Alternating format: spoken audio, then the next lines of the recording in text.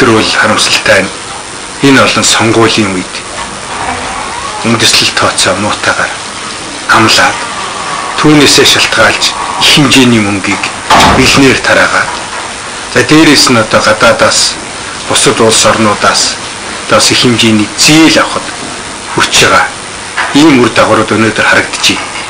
За цаашдаа бол энэ эдийн засгийн үр дагавар маань магадгүй нийгмийн үр дагавар болж хөөс болцсошгүй.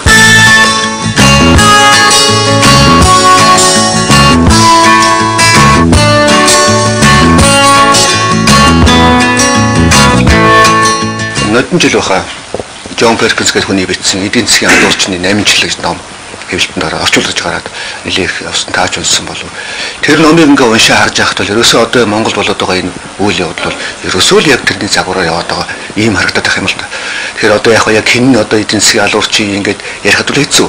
Тэгэхээр та бол одоо эдийн засгийн хүний хувьд олон жил энд ажиллаж ирсний хувьд ийм нэг анзаарсан. Одоо шинэ оюутлын гэрээ чинь бүр явж одоо 6.5% ч гэх шиг янз бүрийн асуудлууд сүүлийн үе зөвхөдөж тавьдаг шүү дээ. Тэр номыг би гарсан дорн уншсан. Тэгээ эдийн засгийн байгууллагад бас олон жил ажиллажлаа. Энэ хугацаанд бол 2-3 системэл дэмжлээ шүү дээ. Гадна дотны хүмүүст яаж их ажиллалаа. Ялангуяа одоо 90 оноос хойш бол энэ олон улсын байгууллагад гишүүнээр хэлсэг энэ олон улсын хамтын нийгмийн дэмжлэгийг авахын тулд одоо гадаад улс орнуудтай харилцаж нэлээд ажилласан. За энэ одоо түүхээр гээд ингээ бодоход бол яхахгүй тэр номонд бичсэн зүйл бол нүдэнд харагдаж зарим хүмүүсийн зүс царай хүртэл одоо тодорч ирд юм аа. Тэгэхээр бол олон улсын хамтын нийгэмлэг сайн санаагаар дэмжиж туслах, хөгжлийнхэн зөв замд оруулахад одоо дэм тус болъё гэсэн ийм улс орнууд байна. Үүний хажуугаар бас тодорхой эдийн засаг улс төрийн сонирхол явж идэг юм байна гэдэг нь бас одоо харагдаж байна. Энэ нь бол одоо энд хэрэгжүүлж байгаа төсөл тэн дээр ажиллаж байгаа зөвлөхүүдээр дамжиж хэрэгждэг ийм л жортой юм байна шүү дээ. Тийм учраас энийг их одоо эрүүл саруулаар ялгаж салгаж үнэж дүгнэх хэрэгтэй гэж би хувьдаа боддгийг. Одоо өнөөгийн эдийн засгийн хөгжлийн үндэс суурийг тавихад одоо бодтой тусалсан улс орон ард түмэн байна. Жишээ нь одоо би бол Япон улсын засгийн газраас одоо үзүүлсэн дэмжлэг тусалцааг би асар одоо ач холбогдолтой зүйл байсан гэж одоо хувьдаа боддог. Энэ бол дандаа одоо эдийн засгийн хөгжлийн суурь салбаруудыг хөгжүүлэхэд тийм ээ ашигын бус салбаруудыг хөгжүүлэхэд хөрөнгө оруулж хамтарч ажилласан технологи өгсөн ийм улс орн байгаа юм. Азийн хөгжлийн банк, Дэлхийн банк гэх зэргийн байгууллагууд байна. За үүний цаана бол бас одоо олон төсөл хэрэгжиж байгаа дотор бол одоо тэр номонд бичсэний дагуу одоо тодорхой эрх ашигыг хамгаалсан одоо ийм төслүүд ийм одоо үйл ажиллагаа явж ирсэн юм байна гэж эргээд бодоход бол бодогдож л байна. Иргэжил сонгуул болно. Тэгэхээр би ингэж бодох юм бол танай нам одоо Монгол ардын хойсголт нам ууч нэрээр тий одоо Монгол ардын нам ер нь ингээд харж байхад нэг тийм бутрах, задрах, шинжрэг оч орчход байгаа юм шиг ийм орчход байгаа ийм байдал одоо тэр чиглэлт нэг ийм. За дээрээс 2008 онд одоо танай нам бол одоо бүрэн хэмжээгээр яг бодит байдлаар бол олонх болж ялсан мөртлөө энэ хамтарсан засгийн газар гэдгийг чиг байгуулад за ингээд нэг юм хяналтгүй төр одоо ингээ манан гэдэг бананч болж хөрж явах шиг ийм рүү орчлоо л да. Энэ дээр та улс төрчний явдлаар юу бодолтой байх юм? Энэ намын чинь ирээдүйн талаар ерөн сонгуул гэдэг бол тогтцсон тодорхой тийм одоо зүй ёсны зам үйл ажиллагааны дэг журамтай шүү дээ. Сонгуул өрсөлддөг. Эрүүл саруулаар өрсөлдөх ёстой мэдээж. Хуулийн дагуу өрсөлдөх ёстой. Ингээд ард түмний итгэлийг олж аваад олонх болсон ачаагаа өрөөд төр зэсгээ удирдаад явдаг. Цөөнх болсон хяналтаа тавиад ажилладаг. Ийм л одоо зүй тогтолтой. Тэгэхээр энэ зүй тогтолыг бид нэр одоо дагаагүй л дээ. За тэгтээ бол одоо гол нь энэ том асуудлуудаа түргэн шийдий. Улс орны эрх ашигт нийцэх том асуудал дээр олон цөөнхөлд маргалдаж хугацаа алдах үе. Бие биенийхээ үйл ажиллагаанд хориг саад болох үе гэдэг үүднээс хамтрая гэдэг санал гаргахад нь бол одоо бас байж болох хөлбөраа гэж бодож ирсэн. За өнөөдөр эргээд бодоход бол бид нэр тэгж хугацаа хожиж. За тэгж их эрчимтэй түргэн ажиллаж үр өгөөжийг хүртэж чадсан уу юу гэхээр бол одоо бас л одоо шүүмжлэлтэй зүйлүүдийг бол сонсч байна л да. За За тийм учраас бол ер нь энэ сонгодог жишгийнхээ дагуу олонх нь олонх шигэ хариуцлага хүлээгээд ачаагаа үүрээд ажилдаг цөөнх шигэ хяналтаа тавиад ингээд одоо үйл ажиллагаагаа хэрэгжүүлдэг. Эцэст нь ард түмнэрээ үнэлт дүгнэлтээ одоо ил тодор тавиулж үнэлүүлдэг байх нь зүйтэй юм байна гэж одоо бодож байна. Одоо дараагийн сонгуулиар ард түмэн яаж үнэлэх юм бол би бас зарим зүйл дээр эргэлздэг. Сайн хамтарлаа гэх үү. Эсвэл одоо олонхон сайн ажилласан цөөнх нь одоо сайн хянсан гэж дүгнэлт тавихгүй л мэдээж тийм ээ.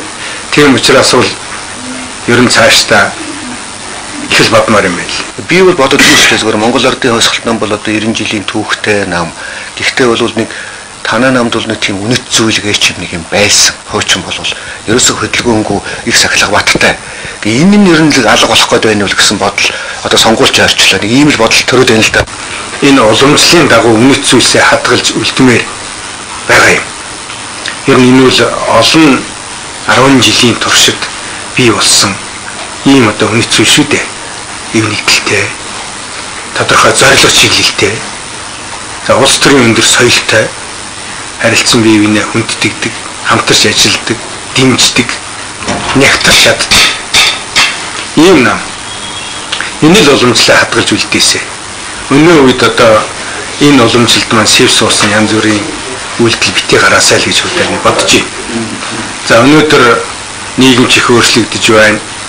Хүмүүс чих өөрчлөгдөж байгаа юм байна. Ер нь бол одоо хүн үг сонсож чадхаа болсон юм шиг байна. За тэр тусмаа шүүмжлийг бол одоо бүр сонсож чадахгүй болсон шиг байна. За их одоо хордон түргэн замтай ер нь нэг ямаа амгтай гэдэг шиг болсон байна. Дээрээс нь бусдыгаа хүлээн зөвшөөрч миний эрхчлөө, нийтийн эрхчлөөгөөр хязгаарлагдана гэдэг энэ зарчмыг зарим талаараас умартж байгаа ч юм уу. Ер нь миний л одоо байр суурь зөв, миний л одоо хэлж ярьж байгаа зөв. За бусд нь бол ер нь буруу гэсэн ийм ойлголт бас байх шиг байна. Тэгээ энийг одоо ард иргэд сонгогчд зүйсээр шүүмжилж байна. Бид энэ дээр одоо хүлээж авахаас өөр аргагүй гэж би одоо бодож байна. Ер нь бол хүлээцтэй байна гэж нэг одоо том чанар байд юм биш үү? Асуудлыг улс уртай ярьдаг, нухацтай сонсдог, тал талаас нь одоо шинжил судалж дүгнэдэг. За тэгжээж одоо дүн нуруутай дуурдаг. Энэ сайхан чанар алдагдаж байгаад би өөртөө харамсаж байна.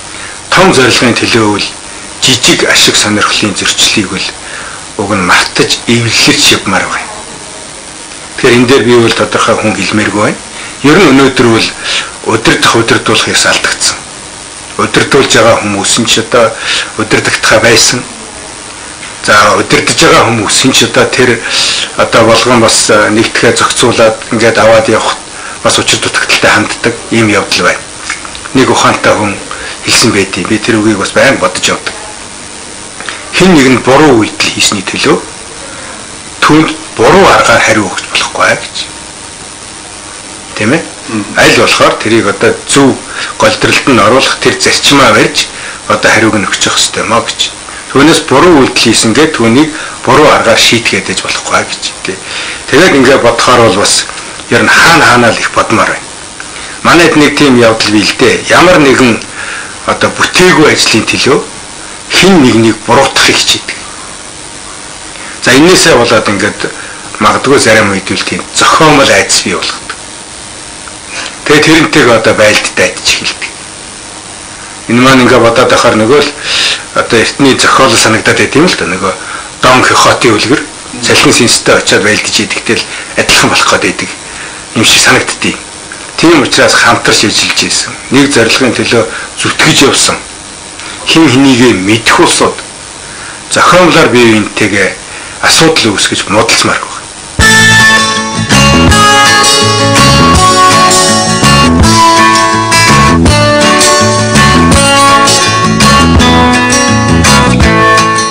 Тэнийг цайрт минерал гэдэг уурхайг эзэмшдэг, энийг авчихсан гэсэн яриа яваад байдаг. Энэ тэр зүгний юм. Төмөртэй цайрын ордыг надтай их холбож ярьдیں۔ Тий. А яг үний хэрэгтэй үйл тэнд миний нэг ч одоо хувьцаа байхгүй. За би тэндээс бол ашиг орлого хишиг огт хүртдэг. А яагаад энэ уурхайтай холбогдсон бэ гэвэл энэ бас нэлээд хөрхөн урт түүх болно. Сүхбаатар аймгаас би 4 удаа улсын их хурлд сонгогдож байгаа гишүүн. Тэгэхээр Сүхбаатар аймгийг эрчимтэй төргөн хөгжүүлэх үндэс суурь юу байх вэ гэдгийг бүр 1992 оны үед бид нэр тооцоод тэр үед л одоо ерөн Сүхбаатар аймгийн хөгжил дэвшээ гэвэл энэ царийн орд газрыг ашиглах ёстой. Энэ байгалийн байлгийг аж ахуйн эргэлтэнд оруулах учиртай юм а гэж бодлого гаргасан. Тэгэл түүнээс хойш ингэж бодлоготойгоор одоо өнөөдөр хүртэл явж байна л да. Эхний үед Японтай хамтарч ажиллаж ашиглахаар шийдэж, засгийн газрын шийдвэр гарч ажил нь эхэлж ийсэн. Гэвч одоо энэ ажил зогссон. Яагаад гэвэл тэнд дид үтсийн хөгжил одоо сул байсан, зам байхгүй, холбоо байхгүй, цахилгаан эрчим хүч байхгүй. Иннээс болоод одоо Япончууд маань хөрөнгө оруулалтаа зогсоогоод яваад өгсөн. За ингээд энэ ажлыг сэргээе гэж одоо сангийн сайд байсны хувьд би одоо хөөцөлдсөн. Ингээд одоо хятад ард улстай Монголын компани хамтарч аж ахуй нэгж байгуулж энэ орд газарт хөрөнгө оруулсан. За тэр хугацаанд бол төсвөөс цахилгааны асуудлыг шийдсэн, холбооны асуудал шийдсэн, зам харилцааны асуудал бас харьцангуйгээр өөрчлөгдөж байна. Ингээд дэд үтсэн тааламжтай болоод энэ орд газрыг ашиглах одоо эдийн засгийн таатай нөхцөл бүрдсэн. За ингээд энэ дээр бол одоо хөрөнгө оруулж энэ уурхай боссоо. За энд хөрөнгө оруулсан хэлбэр нь бол механизм нь бол эдийн засгийн хувьд бол одоо үр ашигтай механизм гэж бид одоо тэр үед сонгож авсан. Монголын засгийн газар ямар ч хөрөнгө гаргаагүй, ямар ч эрсдэл хүлээгээгүй, хөрөнгө оруулагчид өөрсдөө эрсдлээ хүлээн ашигтай ажилласан тохиолдолд хөрөнгө оруулалтаа нөхөж дуусангууд Монголын болоод гадаадын хөрөнгө оруулалтын эзэмшиж байгаа хувийн чинь 50% болно. Ийм л нөхцөлтэйгээр бид энэ ажлыг эхлүүлсэн. Өнөөдөр уурхай байгуулагдаад, баяжуулах фабрик байгуулагдаад, өнөөдөр эрчимтэй ажиллаж байна. Экспортод бүтээгдэхүүнээ гаргаж байгаа. За Сүхбаатар аймгийн хөгжил дэвшилтүүл томоохон өөрчлөлт гарсан. Сүхбаатар аймаг улсын төсвөөс одоо татаас авахаа болсон. Дээрээс нь улсын төсөвд хувь хандив оруулдаг болсон. Экспортод бүтээгдэхүүн гаргадаг аймаг болж чадсан. Ингэж одоо аймгийн хөгжлийн нүр царайнд бол энэ цайрын орд газрыг ашигласан өгөөжөл тусч байгаа маа. Өнөөдөр Сүхбаатар аймаг нэг хүнд оногдож байгаа аж үйлдвэрийн бүтээгдэхүүний үйлдвэрлэлийн хэмжээгээр аваад үзвэл Монгол улстай эхний 3-т байна. Үйлдвэрлэж байгаа дотоодын бүтээгдэхүүнийхээ дүнгээр аваад үзвэл Монгол улстай эхний 3-т явж байгаа. Тэгэхээр энэ аймгийн хөгжил дэвшилтүүл одоо өгөөж өгсөн зүйлээ гэж бодож байна. Одоо оюутлахын гэрээг бол одоо ерөөсөө зөвхөн цаа талдаа ашигтай болчихжээ. Манайхан бол ямар ч ашиггүй байна гэдэг яриа бол одоо бүр хавтгай явж байна л да. Зөвхөн надад ийм бодогдсон шүү дээ. Ингээд нэг үнгийг ч одоо альсыг авах гэж лалдаг юм байгаа ч тийм. Түн шиг л одоо ингээ Монгол гэд нэг л их сайхан өсөн бүтчихсэн одоо нэг үнэг шиг болчихвол гадных ингээл хуйлраад байгаа юм шиг. За энэ ч явж байгаад бүр улс төрлөг гоож орж байгаа юм шиг. За дараагийн сонгуульд одоо тэдэрл өөрийнхөө эрх ашигыг хамгаалахын тулд мөн л санхүүжилт гаргаад хүмүүсийг дэмжиж ингээд цаашаа явчих юм уу? Энэ ер нь оюутлах ер нь Монголд ер нь лай болох нь уу? Ер нь юу болох нь вэ? Энд дээр та эдийн засгийн тэр тусмаа уул уурхайн талын хүний хувьд энэ одоо яриад байгаа асуудыг та үнэн гэж боддог. Сайхан самбог гишүүнээр ахлуулсан ажлын хэсэг дүнэлтээ гаргасан саяны хэвлэлээр нийтэлчлээ шүү дээ. Ингээд засгийн газарт бол тодорхой асуудлаар одоо дахин энэ гэрээгээ сайжруулах үүрэг чиглэл өглөө. Тэгэхээр урд нь их хурлаас өгсөн чиглэл, урд нь их хурлаас одоо тодорхойлсон бодлого бол бас тэр хэмжээгээр хэрэгжсэнгүй. Энэ улсуудын шүүмжлээд яриад байгаа бол одоо үнний ортой байна. Тийм ээ? Энэ маягаараа цаашаа үргэлжлэх юм бол бид нар юу одоо 50% ашиглах байтугай 34% маань өөрөө эргэлзээтэй болоод тэгээ бүр 5-6% дээр очиж тусаад ийм байдалтай болох нэ гэсэн одоо асуудал одоо байна шүү дээ. Тэгэхээр энэ дээр бол одоо хандаж тэр ажлын эсхийг өгсөн чиглэлийн дагуу оюутлахын гэрээг бол сайжруулах хэрэгтэй юм аа. Ер нь гадны хүмүүсийн аманд багтаж гэрээ хэлцлүүл хийж болохгүй. Мэдээж хамтран ажиллаж байгаа учраас хин хиний эрх ашиг хамгаалах ёстой. Гэхдээ Монголын эрх ашиг бол одоо тэднээс дутуугүй л одоо хамгаалж байгаа учиртай. Ер нь бид асуудалд ингэж л ханддаг байсан. Энэ Оросын холбооны улстай их өрийн асуудлыг шийдэхэд бидний барьж ирсэн ганцхан зарчим бол Монголд ашигтай нөхцлөөр шийдэх гэдэг л зарчим байсан. Тийм учраас бид нар 98% хөнгөлүүлж байгаа л шийдэж ирсэн. Өнөөдөр бол оюутлахын гэрээг Монголд ашигтай нөхцлөөр байгуулах ёстой. Тэр нь хамгийн доод хэмжээгтэл 50% л одоо байж хангагдсан шүү дээ. А гэтэл одоо энэ маань бол хугацаанд тодорхойгүй. За ингээд 20-30 жилийн дараа л 34% нь Монголын талд ирэх ийм одоо гэрээ болох нь. За дээрээс нь энэ гэрээнээс ишөө Монголын талаас гарах одоо санхүүжилтүүдийг бас санхүүжүүлэх. Ингээ 34 маань буураад 24 бүр цаашлуул явсаар байгаа 5-6 болцсохгүй байна. Тийм учраас энэ гэрээний асуудлыг бол дахин нухацтай авч үзэх хэрэгтэй. Их хурлаас өгсөн чиглэлний үрээр үүний гүйцэтгэлийг гаргаж дүгнэлтийн учиртай гэж би өөртөө бодож байгаа.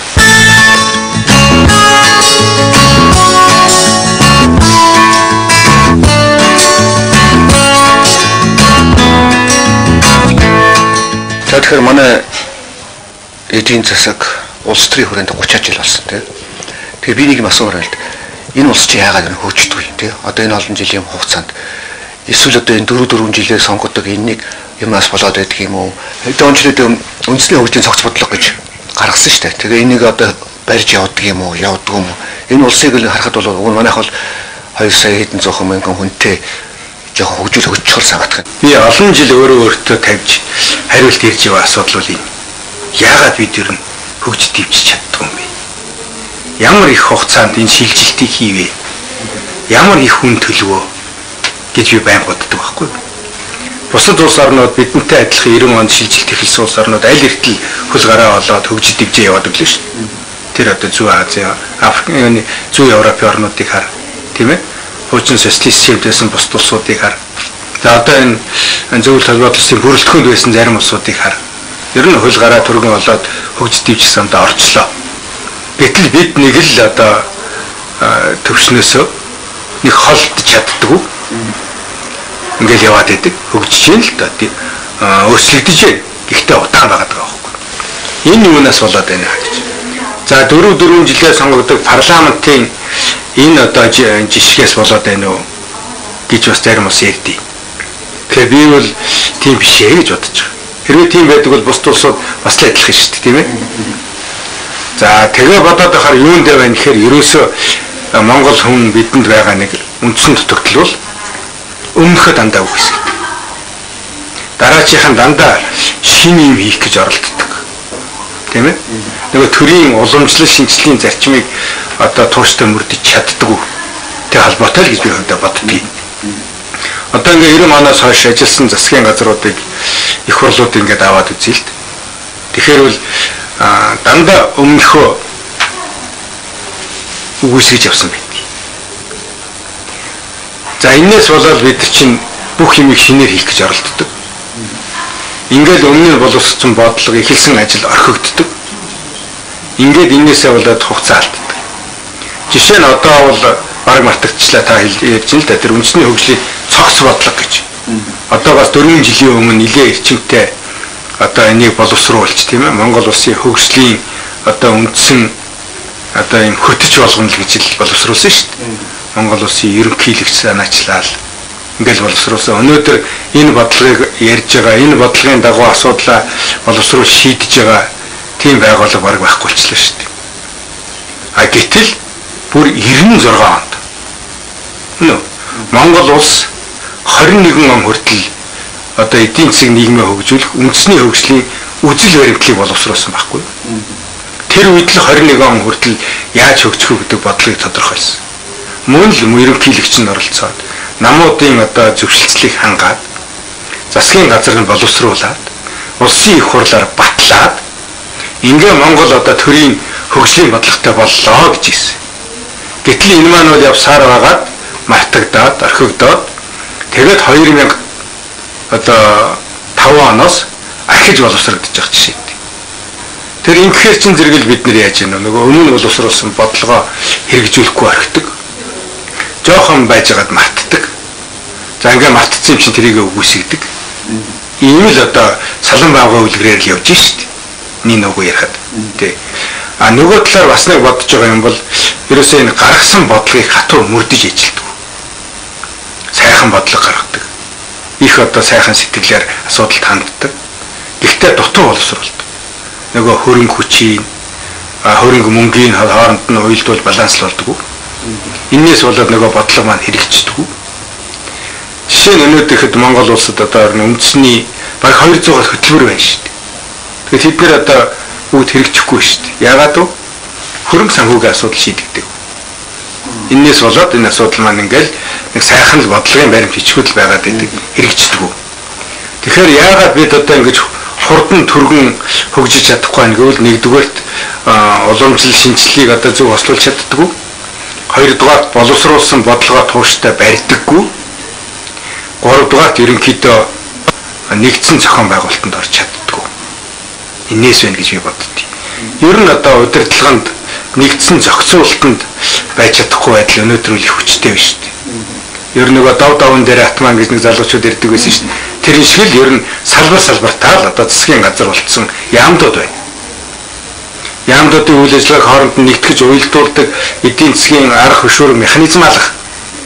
Эдийн засгийн нэгдсэн бодлогын өнөөдөр зангидж явдаг төрийн институт байхгүй шүү дээ. Тэгэхээр яаж нэгдсэн бодлогод уялдагдаж зогцож тэгээд төргөн хөгжих юм? Бивэл энийг одоо байж болохгүй зүйл гэж бодож байгаа. Тийм учраас энэ төргөн хөгжсөн улс орнуудыг харахад чинь нэгдүгээр их зохион байгуулалттай байна. Хоёрдугаарт нэгдсэн төлөвлөгөөтэй байна.